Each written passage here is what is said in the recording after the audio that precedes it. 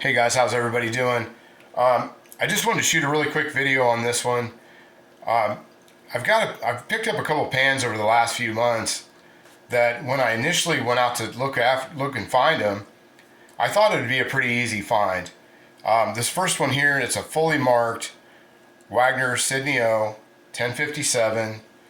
That series ran from the early 30s up until the late 50s, and they started to change once some ownership was, Wagner was sold and ownership changed and the pans started to change.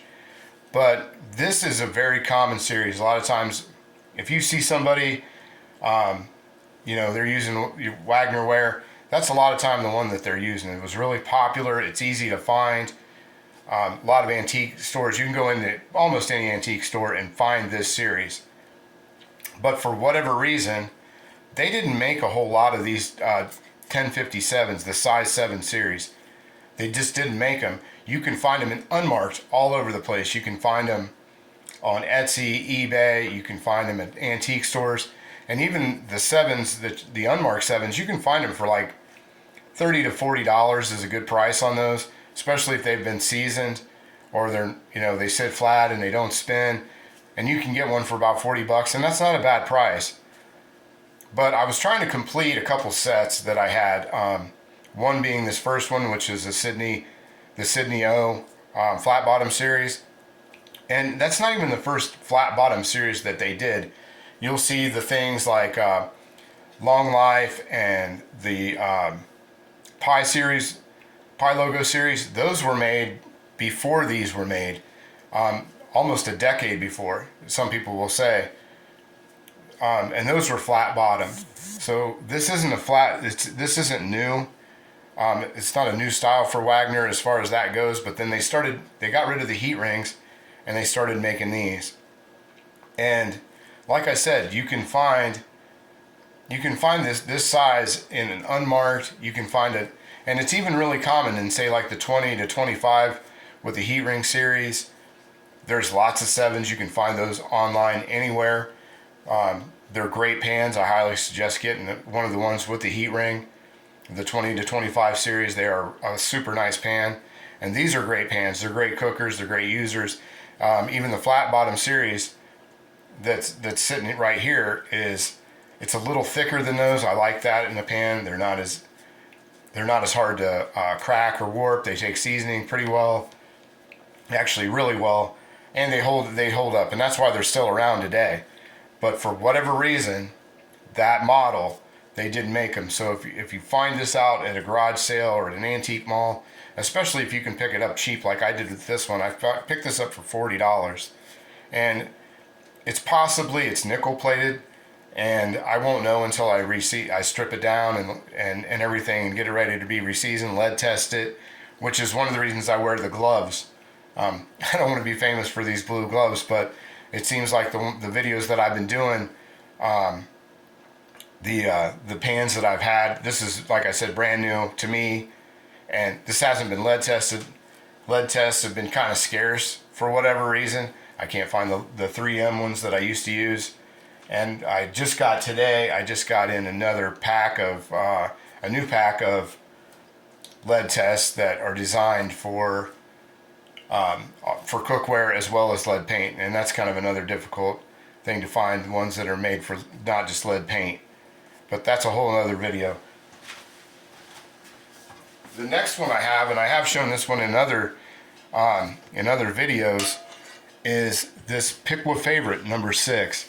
The Smiley logo, that's another one that's fairly common to find. But the number 6, they just didn't make it. It wasn't very popular. It wasn't a popular size. They didn't make a whole lot of them. And the thing that makes that even more collectible is that when Piqua Favorite ran these pans, and most of the ones you see today, like the block logo ones or the Best to Cook In series, those were made from about 1916 up until the company sold to Foster and then to Chicago Hardware Foundry in 1935. Then everything completely changed. Now Piqua Ware did make pans before that, but those were just that's a whole different video on those. But these series here were made, like I said, from 1916 to 1935, and then they stopped making them, and because they were sold, and they turned into Foster, which is another great collectible if you can find Foster ware. Foster ware is awesome. Their waffle irons are amazing. I don't have one, wish I did. But like I said, this is another example of something that's really common. You can find a smiley face logo in just about any antique store, especially up north and out east, Florida areas, down the coast. Piqua Ware was pretty popular. Once you get into the southern areas where Lodge and BSR and Atlanta Stove Works and Eagle, the company there in Rome, Georgia, they made a lot of cast iron. So the market wasn't really there for Favorite like it was in the north and the east and along the coastline. But they did not make many of these, and until I started looking to complete the sets, and I've been collecting for quite a while, and I've never been really a set collector. I've kind of just, if I find something cool or rare and it's in great shape and can be used, I pick it up. And I have a lot of Piqua Favorite of the Smiley Logo series, and I really wanted to kind of finish that out from my size 3 to the size 10 and a 6. I didn't ever paid attention that I just never found one. Then I looked it up, and then I couldn't find one on eBay. I couldn't find one on Etsy. I couldn't find one on the Goodwill sites. I couldn't find one anywhere like that. So that's led me to come to it's led me to find out that these are very, very rare pans. So if you find this one in the wild, there's another good one to find and pick up. And even if you're going to flip it, if you can find a good price on it and it's in good shape, find it. You found a very flippable pan. This one, I can't wait to get this one ready to go.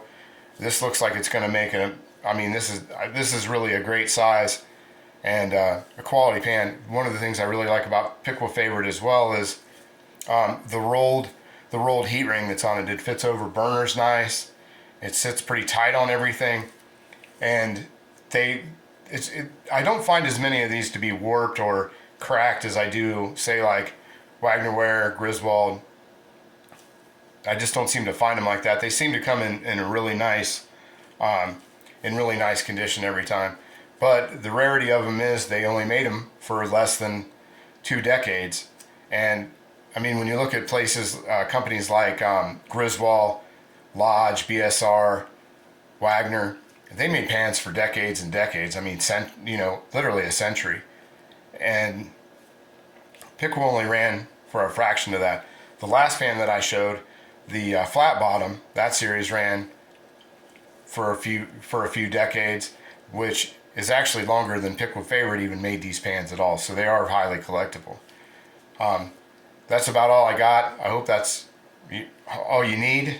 So give me a like, give me a subscribe. I've got a lot more content coming out in the near future, and I hope everybody has a great day. Talk to you later. See you.